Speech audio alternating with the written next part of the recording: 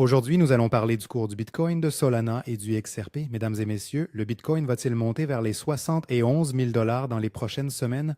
Et le cours du Bitcoin va-t-il ensuite corriger ou cette correction vers les 45 000 aura-t-elle lieu dans les prochaines semaines? Commençons par le cours du Bitcoin, puis parlons des nouvelles transactions et de quelques événements qui vont entraîner de grands mouvements sur le marché.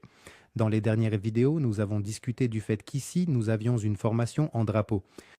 Et comme vous pouvez le voir, le cours du Bitcoin a atteint notre premier objectif. La question principale est maintenant de savoir si le cours du Bitcoin va continuer de baisser vers 45 ou 40 000 ou si nous verrons d'abord une hausse vers ces lignes rouges, peut-être même jusqu'à 73 000 Je vais vous expliquer comment le cours du Bitcoin va évoluer et vous montrer où prendre de nouvelles positions. Mais discutons d'abord des événements pour comprendre pourquoi le marché bouge. Jeudi 2 juillet, les chiffres du chômage seront publiés. La Réserve fédérale surveille ces données. La Fed veut baisser les taux d'intérêt, mais elle ne peut pas encore le faire. Je vais vous expliquer pourquoi. Le lendemain, vendredi, ce sera un jour férié en Amérique et les marchés ne devraient donc probablement pas bouger. En d'autres termes, vendredi, samedi et dimanche seront très calmes. Le mardi 14 juillet est aussi important car les données sur l'inflation seront publiées.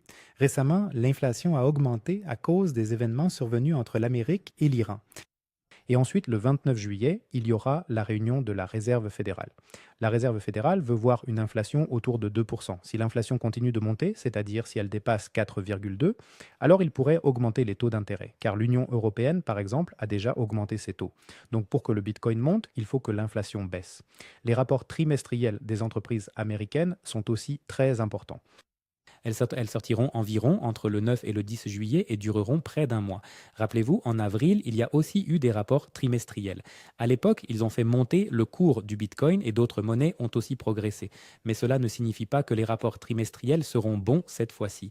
C'est-à-dire qu'ils peuvent aussi avoir un impact négatif sur le marché. Mais nous aborderons ce sujet en détail dans les prochaines vidéos car il y a beaucoup d'entreprises. Voici comment fonctionne en théorie la figure du drapeau. Le cours chute, forme un drapeau, puis chute à nouveau. Et cette figure, le triangle, nous sera également utile. Je vais bientôt vous montrer pourquoi. Rappelons-nous où se situaient les zones de support. Vous pouvez voir sur la droite ces lignes jaunes et bleues. Vous pouvez aussi constater qu'entre 55 000 et 45 000 il n'y a aucun support.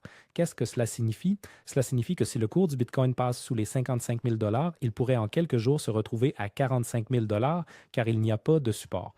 Voilà à quoi ressemble la situation actuelle. Voyez-vous, avant, il y avait une photo de janvier et maintenant, la situation est celle-ci. Vous voyez, le cours s'est arrêté à 60 000 puis a commencé à monter.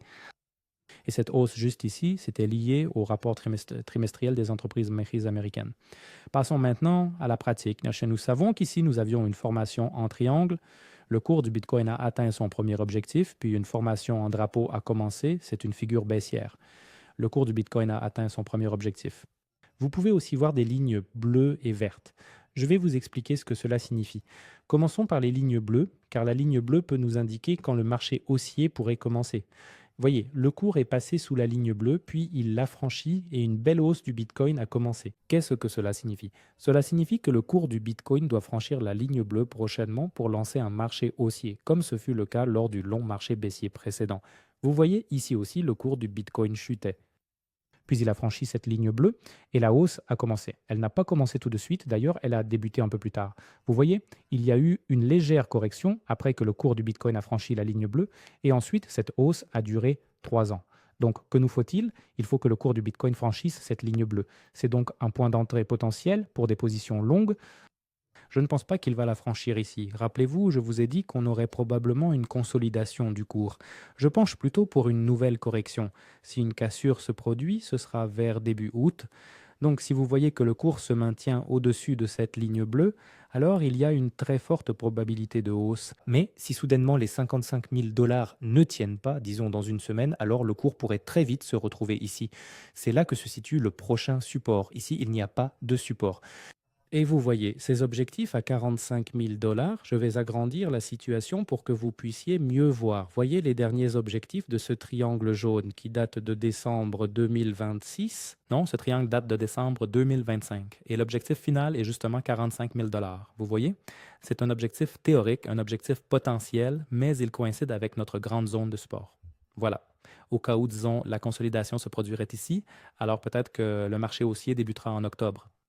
Au cas où nous irions plus bas, c'est-à-dire que la prochaine zone de support serait à 30 000 dollars et qu'une consolidation se produirait, alors le marché haussier pourrait commencer vers le mois de décembre. Ce serait très bien. Je serai donc très prudent avec les nouvelles transactions en ce moment. Pour ce qui est des positions longues à court terme, vous souvenez-vous que je vous avais dit que ces lignes rouges joueraient un rôle. Vous voyez, le cours du Bitcoin a de nouveau chuté depuis ces lignes rouges, et ici aussi. Ce sont donc des lignes de résistance situées entre 64 100 et 68 500. Ce sont des zones où le cours du Bitcoin peut chuter, il peut monter puis subir une correction à partir de ces lignes, mais je ne pense pas qu'il atteindra cette ligne bleue.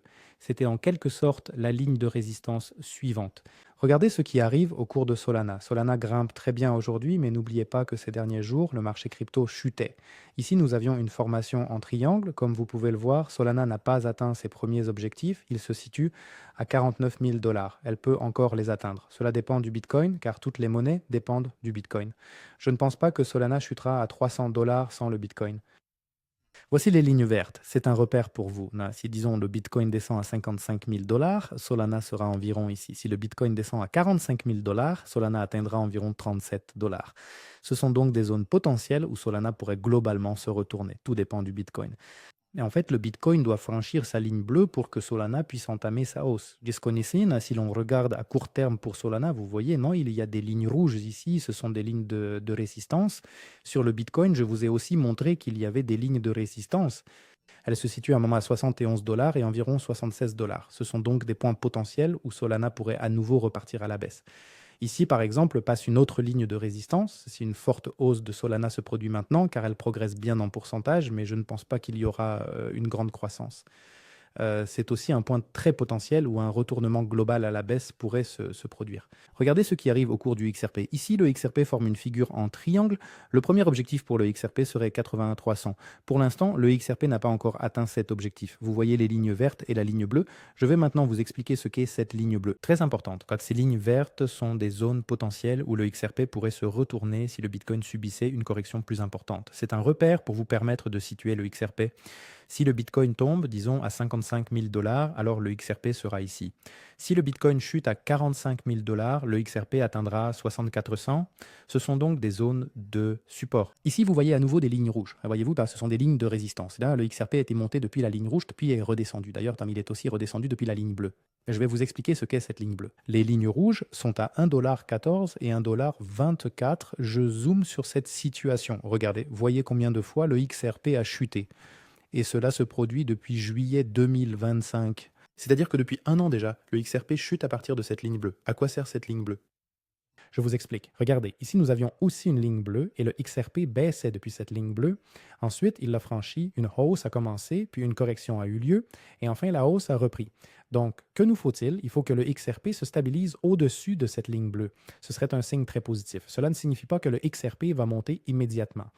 Il pourrait entamer un mouvement latéral ou même chuter jusqu'ici. Il ne faut pas oublier cela. Cela dépendra du Bitcoin. En fait, le Bitcoin doit franchir sa ligne bleue. La tendance principale est à la baisse. Je le répète, c'est très important. Les données sur l'inflation, le chômage et les rapports trimestriels des entreprises américaines sont cruciaux. Rien ne garantit que ce sera positif. Concernant ces rapports et la réunion de la Réserve fédérale, elle aura lieu à la fin du mois. Nous en discuterons en détail dans les prochaines vidéos. Je vous souhaite une bonne soirée. N'oubliez pas de liker cette vidéo. À bientôt.